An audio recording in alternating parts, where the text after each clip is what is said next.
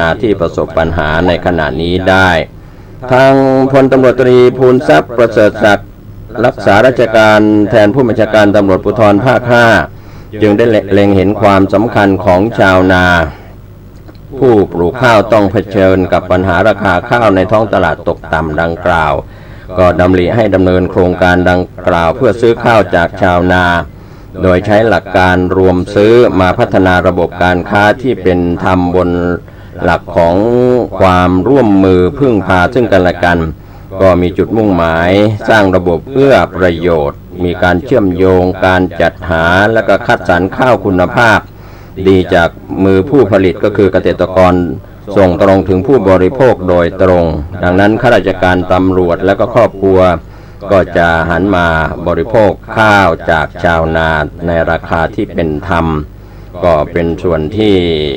โครงการนี้ก็จะเริ่มกันตั้งแต่เดือนพฤศจิกายนปีนี้ก็คือวันนี้15พฤศจิกายนก็เริ่มโครงการนี้และไปสิ้นสุดเอาเดือนกันยายนปี2560ในปีหน้านะครับโครงการนี้ก็ถือว่าเป็นระยะยาว1 ปีทีเดียวเกือบ1 ปีก็เป็นโครงการดีๆที่ผู้สื่อข่าวทุกแขนงสาขาได้ถ่ายภาพทำข่าวรายงานข่าวกันช่วงเช้า 9:30 นาทีที่ผ่านมาวันนี้นะครับก็มีพลตำรวจตรีภูลทรัพย์ประเสริฐศักดิ์รักษาราชการแทนผู้บัญชาการตำรวจภูธรภาค 5เป็นประธานโครงการตำรวจภูธรภาค 5ช่วยชาวนาไทยก็หลายหน่วยงานในแต่ละจังหวัดนะครับก็ยังมีความห่วงใยก็ถือว่าซื้อข้าวจากชาวนาโดยใช้หลักการรวมซื้อมาพัฒนาระบบการค้าผู้ผลิตจำหน่ายกับผู้บริโภคโดยตรงนะครับก็สิ้นสุดโครงการกันยายน2560ในปีหน้าก็เป็นเรื่องราวข่าวที่เกิดขึ้น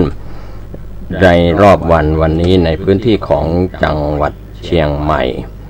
ส่วนข่าวในพื้นที่จังหวัดเชียงใหม่ประสบนิกรชาวแม่แตงไม่น้อยกว่า 3,000 คนรวมแสดงความจงรักภักดีจุดเทียนถวายความอาลัยที่บริเวณสันเขื่อนแม่งัดสมบูรณ์ชนก็เป็นส่วนที่ผู้สื่อข่าวได้รายงานกันเข้ามาที่เช้านี้จากแม่แตงที่บริเวณสันเขื่อนแม่งัดสมบูรณ์ชนอำเภอแม่แตงจังหวัดเชียงใหม่นายพุทธิพงศ์สิริมาศรองผู้ว่าราชการจังหวัดเชียงใหม่พร้อมกับนายจรัสชัยยานายกเทศมนตรีเมืองแกนพัฒนาหรือว่าเทศบาลเมืองแกนพัฒนานะครับนายกเทศมนตรีเมืองแกนพัฒนาอำเภอแม่แตงจังหวัดเชียงใหม่ก็นำส่วนราชการผู้นำองค์กรปกครองส่วนท้องถิ่นนักเรียนนักศึกษาประสบนิกรชาวอำเภอแม่แตงทุกหมู่เหล่าไม่น้อยกว่า 3,000 คนเช้านี้ทำพิธีแสดงความอาลัยถวายแด่พระบาทสมเด็จพระปรมินทรมหาภูมิพลอดุลยเดช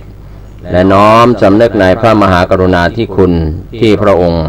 ท่านได้มีพระมหากรุณาธิคุณพระราชทานชื่อเขื่อนแม่งัดสมบูรณ์ชนเมื่อวันที่ 16 มกราคม พุทธศักราช 2529 และเสด็จพระราชดำเนินเปิดเขื่อนเมื่อวันที่ 22 กุมภาพันธ์ พุทธศักราช 2529 เรื่องนี้ทางรองผู้ว่าราชการจังหวัดเชียงใหม่นายพุทธิพงศ์สิริมาศก็กล่าวถึงประสบนิกรทุกหมู่เหล่าพร้อมใจกันกล่าวคำถวายอาลัยเบื้องหน้าพระบรมฉายาลักษณ์พระบาทสมเด็จพระปรมินทรมหาภูมิพลอดุลยเดชและก็ยืนสงบนิ่ง89 วินาทีจุดเทียนแสดงความอาลัยร่วมร้องเพลงความฝันอันสูงสุดเพลงสรรเสริญพระบารมีแล้วก็ร่วมกันแปลอักษรร้อยเรียงเป็นประโยคว่า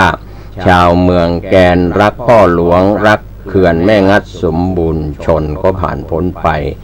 ก็ถือว่าพระบาทสมเด็จพระปรมินทรมหาภูมิพลอดุลยเดชได้พระราชทานนามว่าเขื่อนแม่งัดสมบูรณ์ชนก็เป็นการแสดงออกในเช้าวันนี้ในพื้นที่อำเภอแม่แตงจังหวัดเชียงใหม่ก็เป็นเรื่องราวที่ประสบนิกรชาวไทยทั่วประเทศแล้วก็อยู่ต่างประเทศได้แสดงออกนักท่องเที่ยว